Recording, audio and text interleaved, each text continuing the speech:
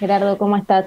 ¿Qué tal? Arrancando un poquito con la confusión esto de presencialidad o no, y como que arranca, Romina, otra vez este debate en la República Argentina, ¿no? Sí, a ver, de todas formas, es un debate que hay que mirarlo contextualizadamente. ¿Por Sí, qué? Porque en realidad la defensa de la presencialidad escolar para el 2021 ha sido defendida por todo el personal político, incluyendo al ministro Trota. Quiero recordar que el primer DNU de Alberto Fernández, del presidente, que estableció la suspensión de la presencialidad en la zona del AMBA, se tomó, se dio a conocer el mismo día que la ministra Carla Bisotti y que Nicolás Trota habían defendido la presencialidad escolar y que las escuelas no contagiaban. Eh, entonces, e inclusive cuando uno mira los DNU del presidente, lo que observa es que efectivamente, inclusive la suspensión de la presencialidad escolar es una medida acotadísima y voy a explicar por qué, digamos, señalo que es acotado en función del problema, de la magnitud del problema que tenemos, pero digo, es una medida acotada solo vigente para las zonas de alerta epidemiológica en todo el país. Si miráramos, digamos, contrastáramos el mapa de contagios en relación a las zonas de alerta, vamos a ver que es una medida insuficiente, que además se toma por tiempo acotado, en general, digamos, por 2 semanas con prórroga y nunca se sabe qué va a ocurrir después. Y además, digamos, una medida también tardía en función del cuadro general. Pero además, inclusive, la suspensión de la presencialidad, allí donde se toma la medida, en las zonas de alerta epidemiológica, incluye presencialidad. ¿Qué quiero decir? Digamos, incluye la presentación del personal docente para garantizar guardias mínimas, para garantizar el uso del Wi-Fi de los estudiantes que no tengan conectividad, para actividades de revinculación. Entonces, en realidad también lo que hay que señalar es que inclusive, y esto aparecía en el video que ustedes mostraron con las declaraciones de Nicolás Trota, bueno, esta idea de que la medida se toma en la mínima unidad geográfica por el menor tiempo posible, porque, digamos, todos están defendiendo la presencialidad escolar en contexto de pandemia y en un contexto en el cual la población no ha sido vacunada masivamente, que sería el único elemento que nos permitiría poder pensar una presencialidad con algún tipo de protección, ¿no? Pero cuando miramos los datos de la vacunación en todo el país, digamos, encontramos que, bueno, que en realidad el 20% de la población tiene una dosis, perdón, el 20% de la población ha sido vacunada, el 14% tiene una dosis, el 5% tiene 2 dosis, ¿no? Con lo cual da esta suma de un 20% de la población vacunada.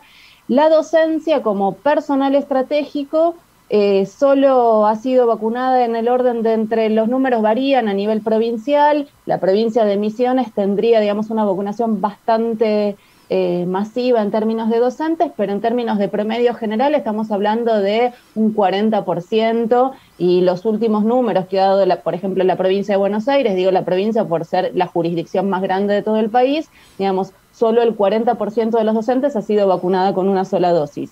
Entonces, digo, a ver, esta idea de que solo un sector político defiende la presencialidad es falsa, porque esta defensa también atraviesa al mismo gobierno. Y además, lo otro, al mismo gobierno nacional, quiero sí, decir, sí. ¿no? Y el otro elemento que me parece además que hay que considerar es, bueno, inclusive esta medida que es correcta, por más de que uno diga que es acotada y limitada en el tiempo, digamos, se adoptó esta medida de poner un freno a la presencialidad cuando miremos lo que ha ocurrido, ¿no? En general, al 1 de marzo, en todo el país teníamos 4.658 casos de COVID positivo. A los números de ayer tenemos 39.207. Y en general, las primeras medidas de suspensión llegaron cuando estábamos orillando los 25.000, 29.000 casos. Entonces, cuando uno se pone a pensar, bueno, ¿cómo llegamos a esta situación, lo que hay que destacar, digamos, es que cuando uno mira cómo evoluciona la curva, empieza en una fase claramente ascendente cerca de hacia fines de marzo, ¿no? Y si uno se pone a pensar, bueno, ¿cuál fue el evento masivo que moviliza a entre 15 y 20 millones de personas en todo el país? Porque digo, tenemos más de 12 millones de alumnos digamos, en el sistema educativo, no estoy contando el sector universitario, 1.458.000 docentes, y en general las niñas y los niños concurren a las escuelas acompañados por sus madres y sus padres, porque no van a la escuela solos, ¿no? Entonces hay que contarlos en esa cuenta de tránsito de población. Bueno, el único evento masivo que se produjo de principios de marzo en todo el país a estos días es la presencialidad escolar. Y esto lo digo porque inclusive, en general, cuando uno mira hasta los decretos presidenciales que establecen la suspensión en las zonas de alerta, se sigue estableciendo que las escuelas no son un foco de contagio, que en tal caso lo que contagia es la movilidad de la población, eso que es cierto, pero digo, tendríamos que ponernos a pensar por qué suponemos que las escuelas no son un foco de contagio cuando concentran en un ámbito relativamente cerrado a gran cantidad de personas, por más de que las escuelas están funcionando con modalidad de burbuja. En general las burbujas tienen un promedio de 15 estudiantes más el docente. Bueno, digamos, estamos concentrando durante 3-4 horas a respirar el mismo aire, ¿sí?, a esa población en un lugar relativamente cerrado. Entonces digo, bueno, y que además, para afirmar que las escuelas no contagian, tendrían que testear a todo el personal que ingresa a la escuela al entrar y al salir, y entonces ahí tendríamos verdaderamente en tiempo real si las escuelas son o no son elemento de contagio, ¿no? Entonces digo, cuando uno empieza a mirar cómo llegamos a esta situación en un momento en el cual inclusive todavía no tenemos las primeras oleadas de frío, no hemos llegado todavía al invierno, y sin embargo, digamos, la curva de casos en todo el país se ha multiplicado casi por 10, ¿no? Entonces, escindir esto del único evento masivo que se produjo a partir de los primeros días de marzo o desde mediados de febrero, como fue en la ciudad de Buenos Aires y en Jujuy, bueno, es un elemento que en realidad deberían buscar una explicación para decirnos si las escuelas no contagian, que son un lugar seguro, ¿por qué se produjo este aumento de casos? ¿No? Me parece que es como el primer punto para pensar el problema. Sí, ahí estamos hablando con la doctora Romina De Luca, que es historiadora de la educación, investigadora del CONICET, viene realizando un análisis, como ustedes están viendo, sobre las condiciones reales de la presencialidad y un relevamiento de casos a nivel nacional por COVID en las escuelas. Por eso usted está escuchando datos importantísimos que está dando la doctora Romina De Luca. Bueno, estudio importante. Háblame de ese estudio que realizaron ustedes, Romina. Mira, nosotros a principios, cuando arrancó, digamos, la presencialidad, en realidad lo que empezamos a hacer era un mapeo de la cantidad de contagios reportados en las escuelas, ¿no? Y quiero decir porque efectivamente, ¿no?, se hablaba de la presencialidad cuidada por los protocolos, y en general, hasta que se creó el observatorio de monitoreo de los casos de COVID de las escuelas, no había ningún tipo de información oficial. Y tomábamos los casos sobre todo en Ciudad de Buenos Aires, que había sido la primera jurisdicción que arrancó con la presencialidad. Entonces empezamos a hacer un relevamiento que era, poder chequear si los casos reportados se producían, se denunciaban en las escuelas, chequeábamos, que hubiera un nexo con la presencialidad, algo que también estamos haciendo con el relevamiento de los docentes fallecidos por COVID. Esto, y quiero decirlo, hoy tenemos un piso de 66 compañeras y compañeros, docentes y no docentes, que fallecieron estrictamente vinculados con la presencialidad, es decir, son trabajadores que fueron a las escuelas a trabajar, encontraron al virus, ¿no?, se enfermaron y fallecieron, ¿no? Y quiero decir, son 66 muertes que son absolutamente evitables, ¿no? Uno podría decir, y que se produjeron desde el 17 de febrero a nuestros días, ¿no? Si uno hace la cuenta, nos daba a fin de la semana pasada cerca de un docente o trabajador de la educación, porque estamos incluyendo a los auxiliares, porteros, cocineras, etcétera, cerca de un docente fallecido, un trabajador de la educación cada 33 horas, ¿no? Claro, uno puede decir, bueno, pero hoy Argentina acumula casi 77.000 muertos. Creo que con el reporte de hoy vamos a superar los 77.000 fallecidos, y uno podría decir, bueno, parece poco, pero esas muertes hubiesen sido absolutamente evitables si hubiésemos atendido a esto, ¿no? El movimiento de personas que genera la presencialidad escolar con desplazamientos interdepartamentales. Esto es muy común, digamos, en todas las jurisdicciones, digamos, en este afer vinculado a la zona del AMBA. Si el movimiento interjurisdiccional no se da solo de un lado de la General Paz y del otro, como decimos nosotros, ¿no? Sino también docentes que trabajan, inclusive hasta en diferentes provincias, ¿no? Pensemos, por ejemplo, Paraná, Santa Fe, ¿no? Simplemente con cruzar el puente, allí, digamos, tenemos docentes que trabajan de un lado y del otro, por dar un ejemplo. Lo mismo ocurre, digamos, en la provincia de Misiones. Entonces, digo, si atendíamos a este movimiento de personas que produce la presencialidad, a las condiciones de trabajo de los docentes, que prima la forma de trabajo de docentes taxi, no solo para secundaria, que es muy agudo, sino también, digamos, para la escuela primaria. Pienso en los docentes curriculares, que tienen a toda la escuela, digamos, a su cargo. Entonces, digo, si atendíamos esto, esas 66 muertes eran absolutamente evitables, ¿no? Evitables en términos de poder anticipar y poder prever, como decía al principio, esa multiplicación por 10. Pero vos me preguntabas por el mapa de contagios. Entonces, precisamente lo que empezamos a hacer es a relevar la cantidad de casos, y en general, digamos, quiero decir, hay mucho control a las escuelas para que, digamos, por lo menos te diría, a lo largo de marzo, que no se reportara, digamos, no se difundieran los casos, sobre todo cuando eran casos sospechosos, y en general, digamos, en las primeras semanas en la ciudad de Buenos Aires ya teníamos cerca de 200 casos que se habían producido en las escuelas, ¿no? Y acá es importante entender esto, que esta idea de que las escuelas no contagian, y en general, inclusive el ministro de Educación Nacional ha dicho que cerca del 1% de la población escolar se contagiaba, en realidad es una cuenta que uno diría hay que ponerla entre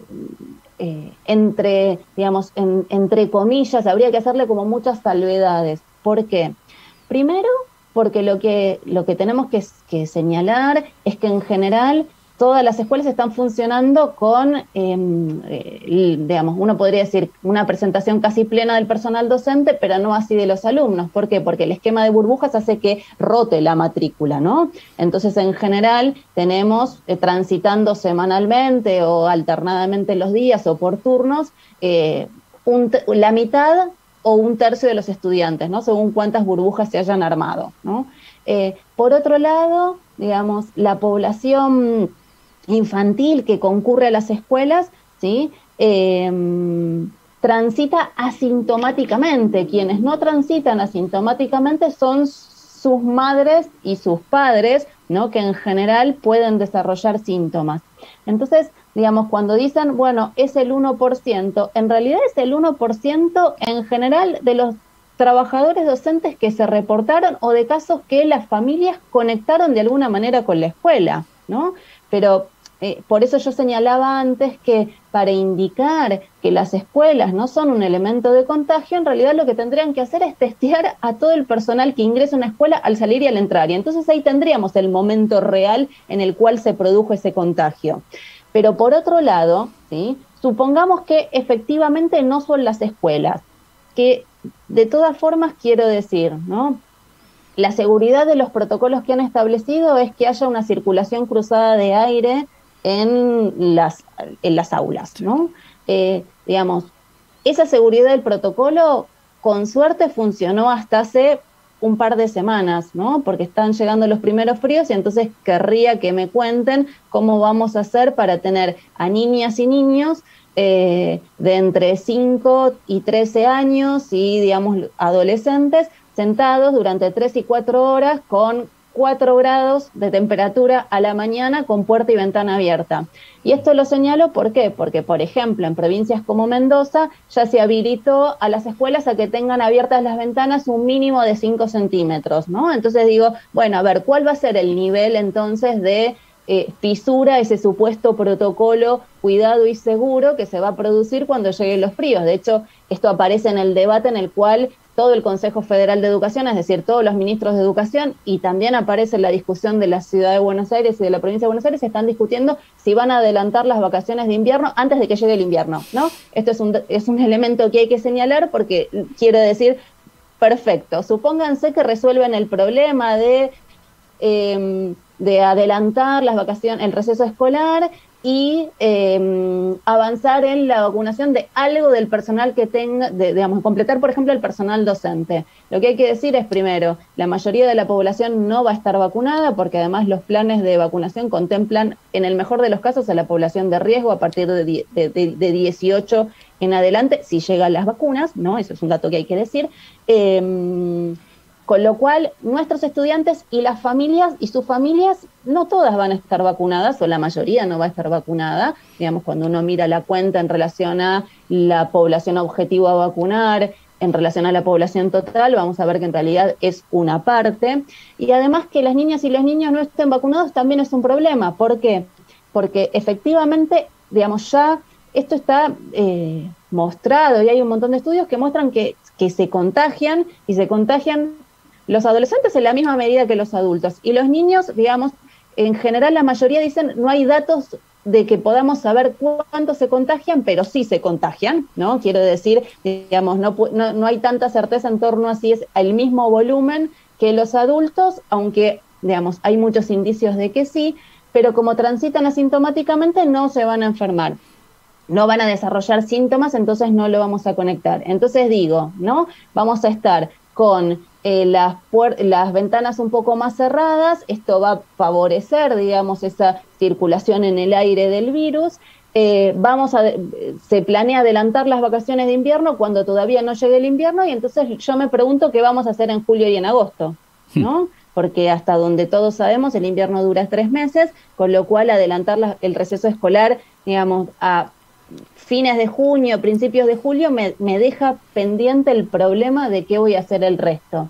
Y esto me parece que es algo importante para señalar, porque todo el tiempo en el cual se toman estas medidas improvisadas y en realidad, digamos, no se resuelve el problema de fondo, es decir, se privilegia el lugar de guardería social de la escuela, ¿no? Y entonces las escuelas tienen que estar abiertas, pase lo que pase. ¿Por qué? Porque las familias tienen que salir a trabajar y entonces como hay que reactivar la economía, digamos, la Reta lo ha dicho muy claramente, ¿con quién se van a quedar los chicos? ¿No? Bueno, que vayan a la escuela, ¿no? Entonces digo, esa función de guardería que es privilegiada se da inclusive, digamos, en detrimento de la salud y de la vida, pero también del elemento pedagógico.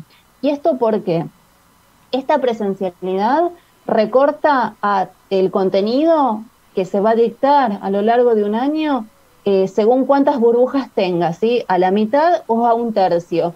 Y quiero decir, ¿por qué? Porque mientras el docente tiene que estar el 100% de sus clases presencialmente, es decir, tiene que concurrir al establecimiento y darle clases sistemáticamente a cada una de sus burbujas, mientras las chicas y los chicos están en virtualidad, no reciben ningún tipo de atención de docentes.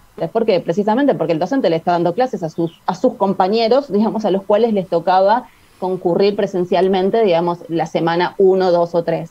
Entonces, digamos, este es un primer punto del cual no se habla de cuál es el recorte real de los contenidos, y además, digamos, un calendario escolar que ha fusionado 2020-2021 y entonces en realidad también tenemos una parte del 2020 en términos de contenidos que recuperar este 2021, ¿no?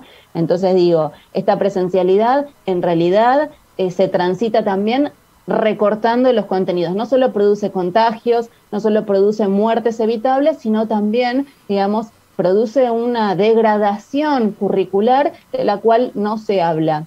Y las medidas sobre las cuales se va decidiendo suspensiones de la presencialidad parciales no permiten organizar la virtualidad.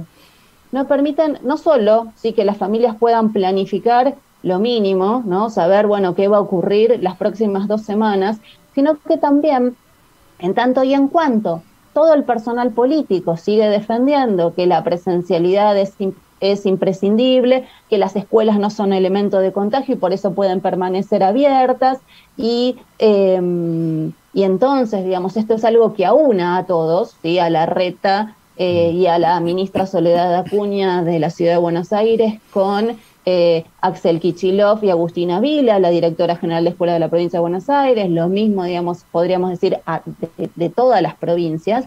Digo, no se organiza la virtualidad y entonces nos estamos encontrando en este 2021 con los mismos problemas de conectividad que teníamos en el 2020.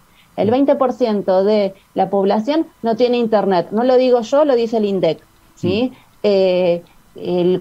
Más de la mitad de los estudiantes de todo el país no tiene una computadora para uso exclusivo educativo. El WhatsApp ha sido la plataforma educativa estrella. El 90 y pico % de la población se comunica a través de WhatsApp. Cuando uno mira la conectividad fija en provincias como, por ejemplo, Misiones, ¿sí? Y lo analiza según clase social, en realidad los indicadores le llaman vulnerabilidad socioeconómica o sector socioeconómico bajo, los trabajadores, la clase obrera, ¿sí? Solo 1/3 tiene conectividad fija en su hogar. En general, el acceso a Internet se da a través del teléfono y es el teléfono la herramienta que ha sido más utilizada para realizar tareas escolares. Entonces digo, mientras estamos con estas estrategias de, como lo ha llamado Carla Bisotti, los cierres intermitentes, y entonces pasamos a la virtualidad durante 2 semanas y después se va a volver, digamos, vamos a tener entonces la gestión de la virtualidad de la misma forma que la tuvimos en el 2020, supeditada a los recursos que tenga cada familia y, digamos, con estos guarismos, ¿no? La mitad no tiene no tiene una computadora para uso exclusivo propio. Y esto no lo digo yo, lo escribió el Ministerio de Educación Nacional en el documento a las aulas en noviembre del año pasado, donde reconoció que cuando uno hace la cuenta de entonces, bueno, ¿cuántos alumnos no tienen computadora en nuestro país?